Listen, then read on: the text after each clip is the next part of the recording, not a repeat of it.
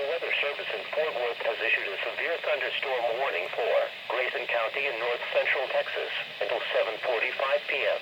At 6:52 p.m., National Weather Service meteorologists detected a severe thunderstorm capable of producing quarter-size hail and destructive winds in excess of 70 miles per hour.